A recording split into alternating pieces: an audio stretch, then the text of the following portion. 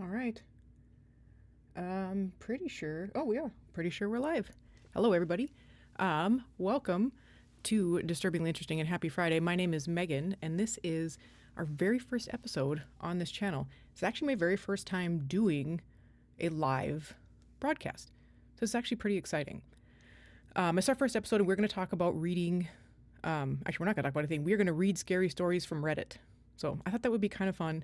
And then it would kind of give me an opportunity to do something that I'm a little more comfortable with, along with something that I am not comfortable with, which is live streaming. So before we get into that, who am I and how did I get here?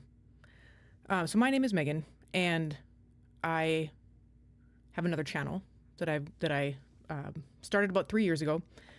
I started creating content, and it was about spooky stuff, spooky paranormal things, and really just disturbing things in general. And now I do a lot of narrated storytelling, which I love. However, with narrating and doing it for so long, I've gotten very comfortable and very reliant on using scripted material. Oops, I just hit the mic. On using scripted material. And that really has made it very hard for me to just kind of talk on the fly and not worry or worry about what I'm going to say or what I'm not going to say. So I started this channel to, number one, talk about things that I like, disturbingly interesting things that we all like, let's be honest. And those things that you're scrolling on TikTok or on Instagram really late at night, and it's, did you know these things, they shouldn't exist? Like, no, I need to know that. I really need to know that. And then along with just really crazy and disturbing things that have happened throughout history. So that is where kind of I've come from with this. This is really, for this channel, I really want it to be more of a community. So not just me talking at you, but more of let's a bunch of weird, disturbed people get together and talk about disturbingly interesting things. And I want to do it live, which is kind of a bold choice because, again, I don't have any experience doing a live show. And it's really scary. And I'm pretty nervous doing it. So I'm also trying to keep an eye on everything because, again, I've never done any of this before. I'm using OBS, which seems very user-friendly. And so far, so good. So I'm really, there's probably going to be a lot of awkward pauses at first because, again, I'm pretty nervous. So I was originally going to do just a weekly episode, and I will do that. That's my long-term goal. So a weekly episode that's always live. But I started to realize that every time I got around to it, was Tuesday evenings. Every time I got around to the Tuesday evenings, I'd be like, wow, I'm not ready. I'm not ready to do this. The notes aren't ready. It's just a bad time. It's just a bad time to start. And so last night I actually decided that I'm just going to do it. I'm on my lunch break right now. And so I decided that I'm going to just, for however long until I start to feel more comfortable, log on, do a stream over my lunch break. I figured I could call it something like the Disturbingly Interesting Lunch Hour. And we can just talk about stuff and bring up cool things, kind of like what you would do at work if you're sitting with your friends at the lunch table. So I did want to get out there, though, because when you say things out loud, it kind of takes away their power. So I wanted to talk about what are some of the things that I'm pretty scared of happening with doing lives. Number one, I'm kind of scared of obviously looking dumb. Like nobody wants to look dumb on the internet in front of other people. Although thankfully nobody's watching, so that's perfect. I'm worried I'll say the wrong thing. I'm worried there will be a lot of awkward pauses, a lot of weird lists like, I totally forgot what I was going to say. Lost track. That's pretty nerve-wracking. As far as speaking goes, speaking in front of a camera or speaking in front of people, that part I don't really mind. I do have quite a bit of experience doing it. I do it a lot for my job. And then I did do that quite a bit before I started doing the narrated storytelling. But I haven't done it for a while, so it does feel a little awkward right now. I'm really worried about stuff not working. The microphone not working, or me being too close to the microphone, or me being too far away from the microphone. Touching the desk, that's another one. So this is the same setup I use when I record or when I narrate stories. So with this, I know that how sensitive this microphone is. And when I'm narrating, you obviously cannot have other noises in the background because people will listen to it. They listen to it through headphones. A lot of people listen to it while they're falling asleep. And the last thing you want is for me to touch the desk or bump the microphone. Or say stuff like if my mouth gets dry and they get like mouth clicky noises and stuff, which is kind of happening right now. So I have water. Those are some of the things that I'm scared of happening or nervous about.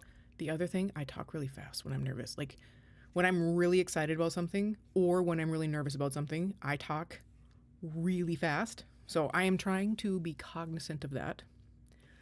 I don't want to talk fast. Let's have some fun and let's just chill and relax. So that's a list of kind of the bad things that could happen or things that I'm worried about happening. So what are some good things? Because we're not going to talk about just bad things. Some of the good things I'm hoping to come from this is one, becoming a little bit more fluent and articulate on the spot. Like I said, I went from being a very, very shy kid in high school and most of my adult career until I learned that I actually really enjoy speaking in front of people. I really enjoy telling stories. And that was a kind of a launching pad for me. I started social media actually to get better at storytelling. And it kind of launched to a point where on that particular, for that particular channel, I've got about over 100,000 followers cross-platform. And of course now everything is a little bit more highly produced. So it takes a lot longer. There's a lot of editing, a lot of writing, a lot of that stuff. And it just has, again, taken away kind of that ability for me to be a little bit more spontaneous. So good thing that could happen, being a little more fluent, articulate, a little more spontaneous, and just being better, being a better speaker and a little bit more entertaining in front of people. I do have a full-time job. So with that, I want to be more fluent in front of people. So that being said, I can see we're already 7 minutes into this. Since this is your lunch hour and I promised you some scary stories from Reddit, let's do it. Let's read some stuff from Reddit.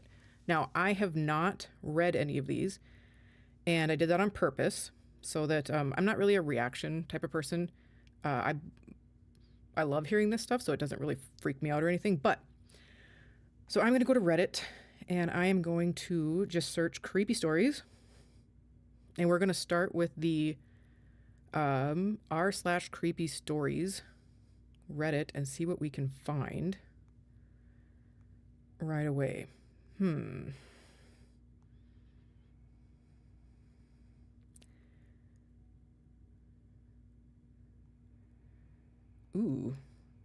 this one. I let black-eyed kids into my car. Black-eyed kids is probably one of the, I think, creepiest urban legends out there. If you are unfamiliar with black-eyed kids, apparently it was in Arizona, I don't know, many years ago now, God, I'm getting old, that somebody was approached by kids. He would think he was outside a movie theater, and he was approached by a couple of kids, and when he looked, they had their eyes were just jet black, and they were really creepy, and they were saying stuff like, "Oh, can you give us a ride home?" or "Let me into your car," or "Let me into your house," and just kind of creepy stuff that, kids shouldn't do. And then it turned into this whole thing where these black-eyed kids, nobody knows what they want, and they come to your house in the middle of the night and knock on your door, and never let them in, never let black-eyed kids in. It's always bad news. Anyway, so let's read, I let black-eyed kids into my car. Okay. This story happened when I used to drive for a rideshare app a few years ago. The service had just started in our city, so I decided to give it a go, trying to beat the trend and make a little bit of money on the side. I usually drove at night after my main job, and on this night, I had ended up in Walmart. I liked the location, and it was one of those super shopping center complexes, far from everything but a highway and fields. So it was far from everything but a highway and fields. It was a good spot to catch up. It was a good spot to catch an employee who didn't have a ride, or those late night bus commuters who were tired of waiting for a bus that never seemed to show up. So I usually went in to do some shopping and then waited in my car for the app to notify me of a new fare. On this particular evening, my shift started like any other. I grabbed a few things in the store, and before it closed, waited in my car, scrolling on my phone, waiting until the notification for a ride popped up, which did not take long. I accepted it as usual, and the rider was already in the area. So I went back to my phone, waiting for the client, assuming that they were on their way out of the supermarket. A few moments later, a tap on my window caught my attention, with a voice saying, "Can we come in?" Without lifting my eyes from my phone, I answered, assuming it was my rideshare. "Yeah, get on in. We'll get going." Just don't want people in your car. Anyway, I propped up my phone and on its stand and opened the GPS and the car share app. I heard the doors open as whoever I thought ordered the ride shuffled in. Opening the app just yielded a loading circle, but thinking it would load and wanting to save time, I had already started driving out of the lot before I realized something was off. The back seat was silent, making me realize the radio was off. The only noise in the cabin was the low rumble of the tires as I drove on the deserted streets. A bit uneasy, with awkward silence, I broke the silence. "The app seems to be having some trouble loading. It should work in a bit." "It won't," my passenger answered. Creepy. The voice of what seemed to be a child took me by surprise, and feeling a shiver run down my spine. As I moved, starting to turn around, I felt pressure deep in my guts telling me to stop. Cold sweat started to form on my forehead, and my hands started to get clammy. Something in my gut was screaming at me to keep my eyes on the road, that if I turn around, something bad was going to happen to me. That's the other thing with black-eyed kids, or encounters with them, is people feel like this impending doom, that if they let the kids in, like if they come to your house and you let them in your house, something terrible is going to happen.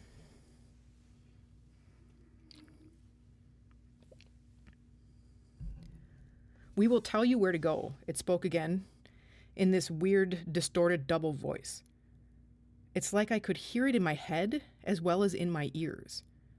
I swallowed dryly, adjusting the rearview mirror to catch a glimpse of my passenger. From the mirror reflection, I could see one of the children in my back seat.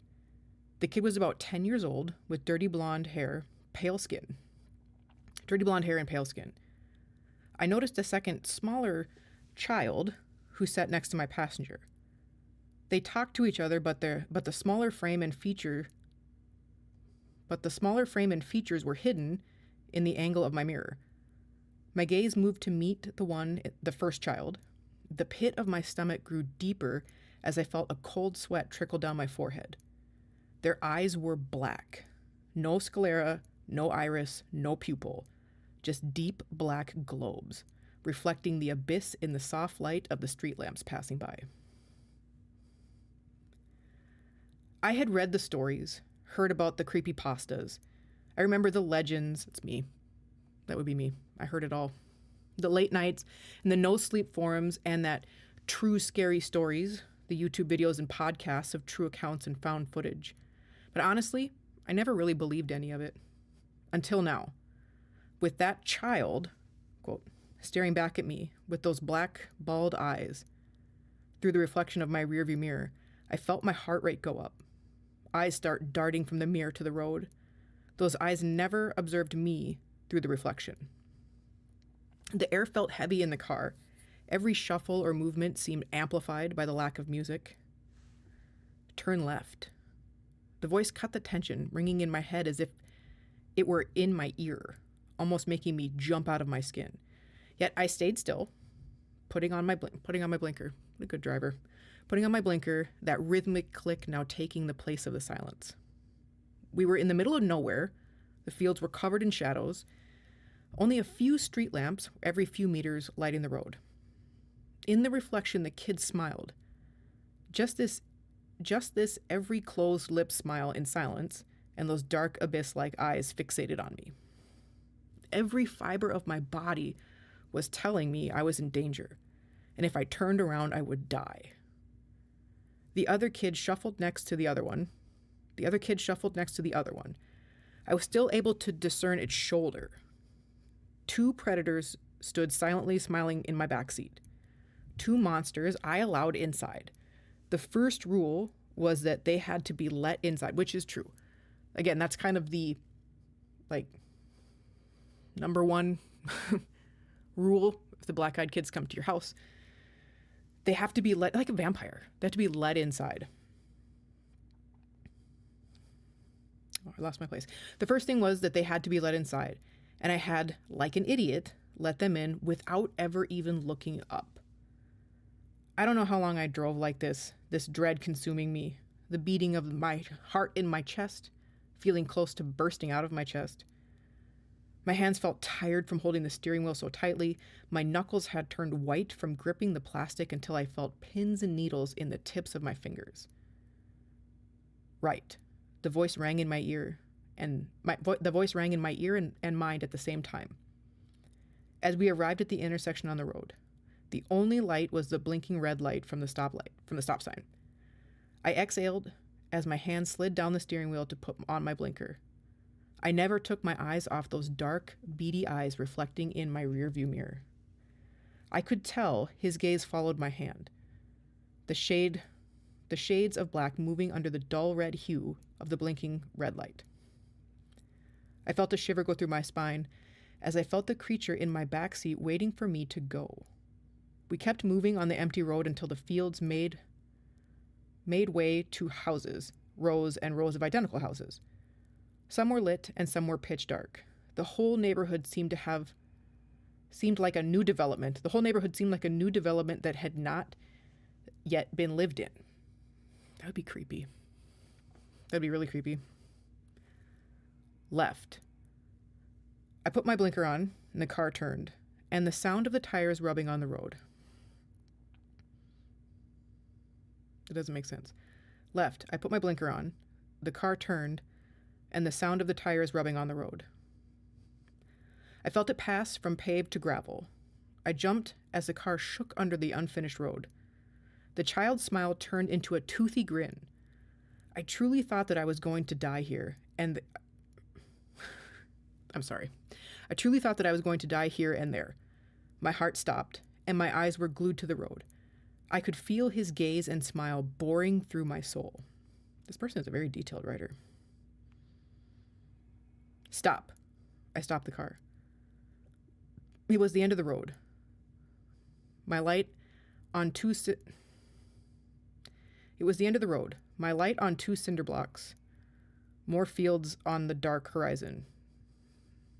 I don't understand that. To my right stood the last house on the block. I could tell the door to the house was open and a tall figure stood in the doorway. I couldn't discern any features. They seemed only like a tall shadow in the lit doorway. We're here. Thank you. Oh, they're polite. We're here. Thank you. The voice rang in my head. Again, as the child spoke.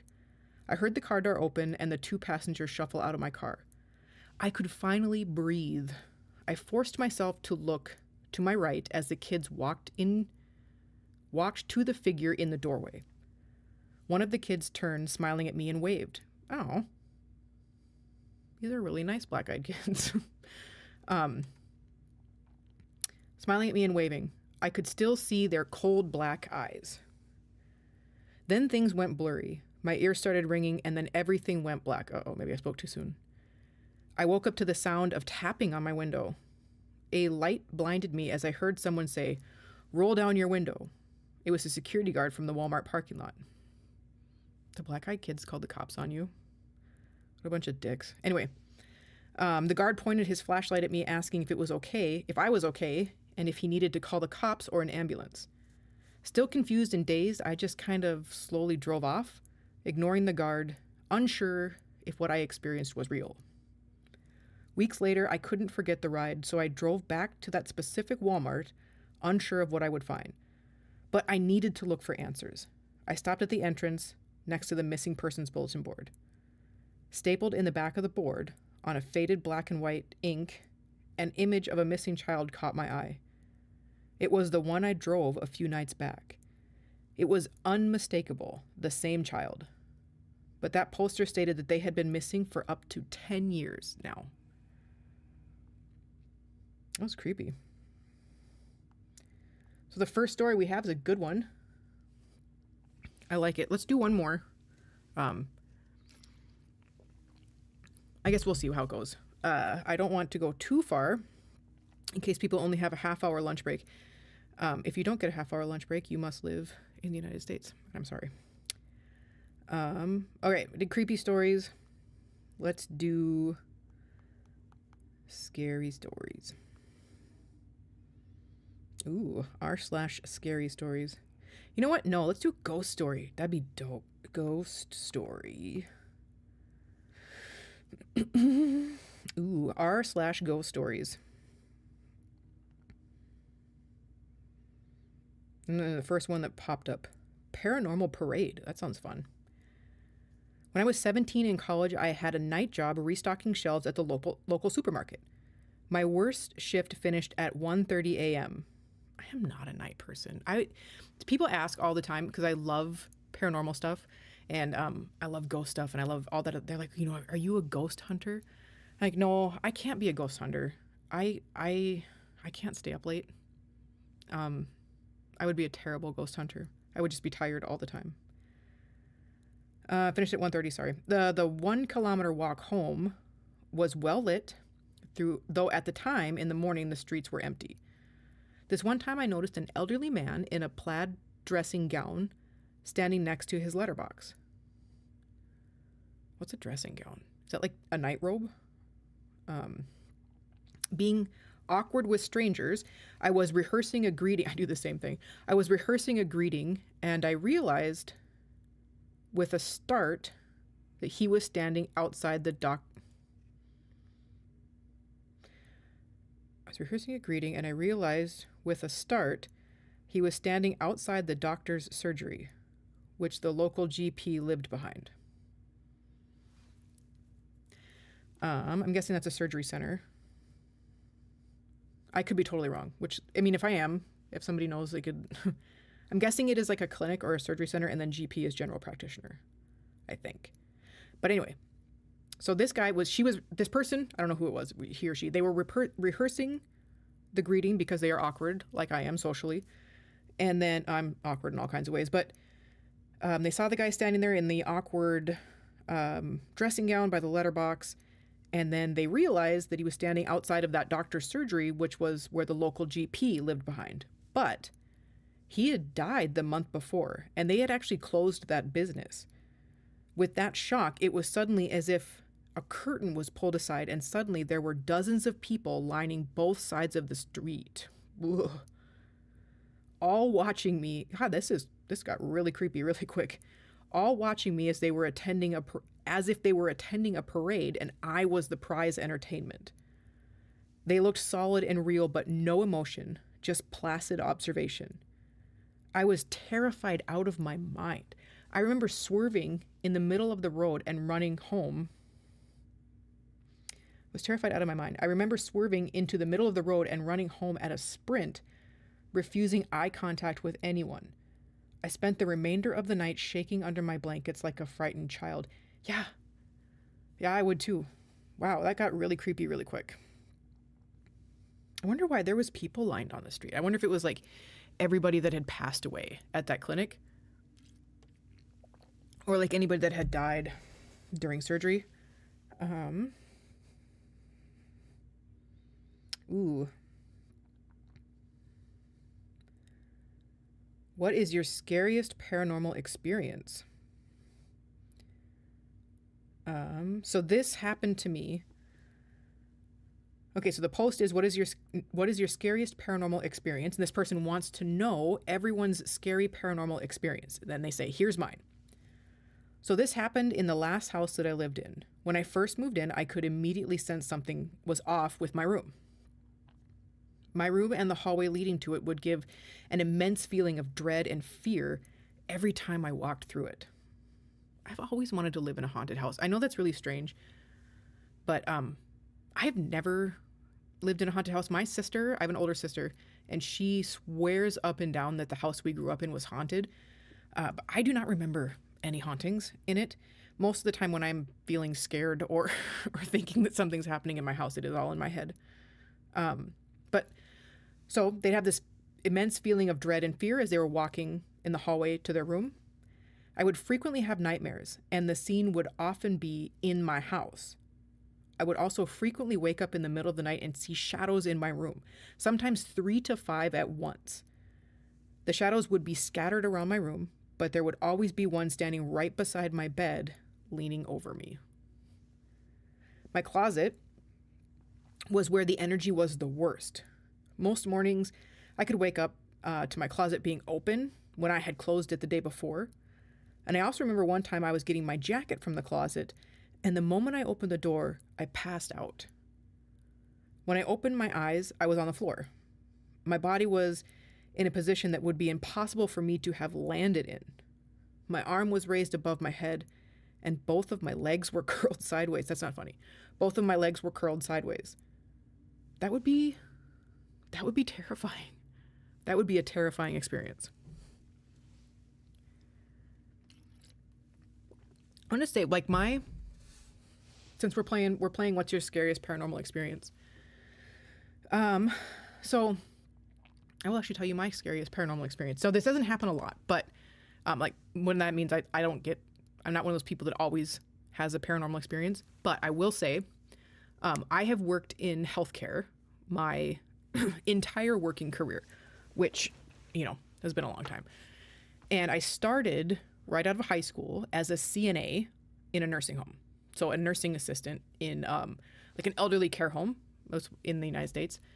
And the nursing home that I worked in was it was shaped like an H, like a giant H. And the middle part of the H was where all of like the admins would work, like the operation people, reception, all that stuff was in the middle. And then both of the sides were resident wings. And then each side was split into two different. So we called them north and south. And then on the south side, south and north side, on one, anyway, on the tips of the H's, there was these like new additions, we called them. They were like these circular new additions on the end. And they were all full of rooms. So I was working one night. I did the PM shift, so I worked from 3 to 11, I think, if I remember correctly. 3 p.m. to 11 p.m. But, of course, when people don't show up, you have to stay. And we kind of had it worked out where if somebody on night shift didn't show up, the person on PMs could stay until like 3 a.m., and then somebody from days would come in at 3. So you wouldn't have to stay the whole shift, but because they have a shift. And unfortunately, it was my time. Somebody didn't show up, so I had to stay until 3 a.m. So I was doing rounds. So you do rounds every 2 hours, checking on residents and seeing if they need anything. And then, of course, at night, everybody is sleeping. So you're just checking on them to make sure that they don't need anything or, that they're still alive. And so I'm at the end of this H. This is where I was working, my hallway. And there was call lights going off. There's one right at the end of the hallway before you get into the circle. There was that one, and then there was 2 in the circle. Always, there was 3 call lights total. I went down to the first one, asked them what they needed. They just needed new sheets. So I gave them some new sheets, and I was taking the old ones over to the utility room, which is in that, like, circle thingy. And the new edition, it was called the new edition. And so when I was in there, I look up and I see the call light, the one call light going off, and I see the other call light going off, and I'm like assessing in my head, because I know both of these residents, the priority. So who really would need something more than the other person?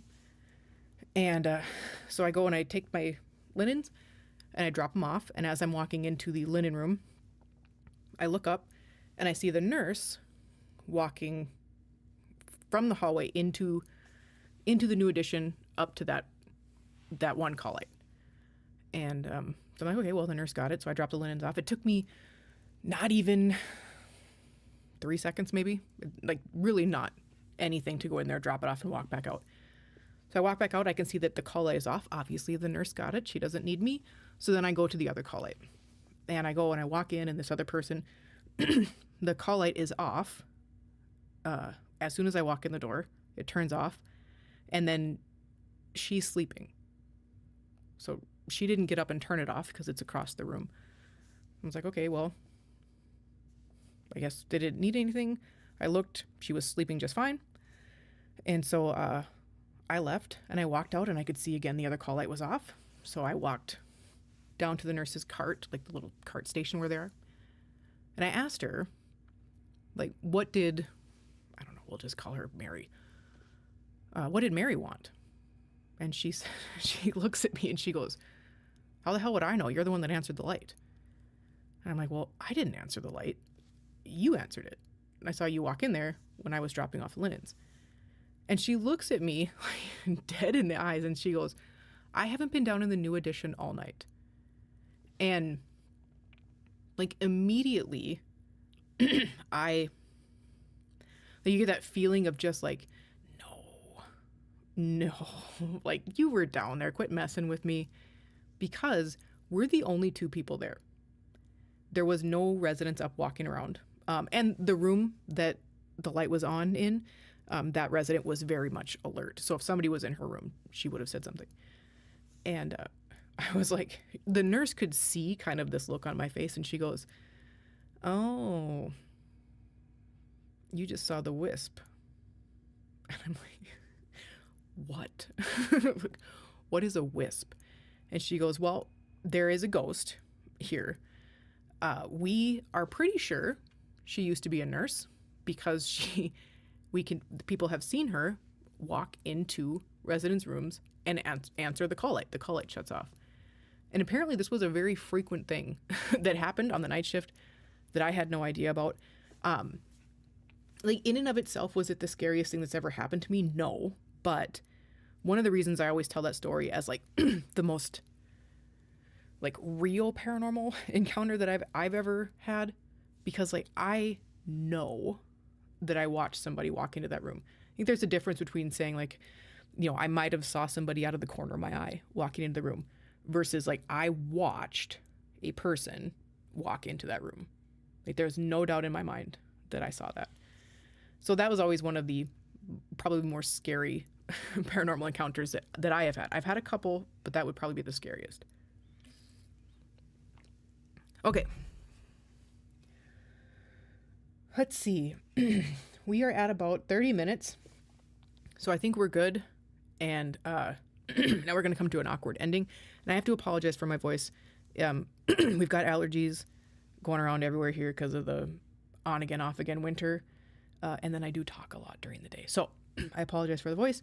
But thank you guys so much for watching this. There's nobody here right now, but that's okay. Maybe if you rewatch it in the future, or if you end up at another one of the streams, I appreciate it. Thank you so much. And I'll be back tomorrow, and we're going to find something else to talk about then.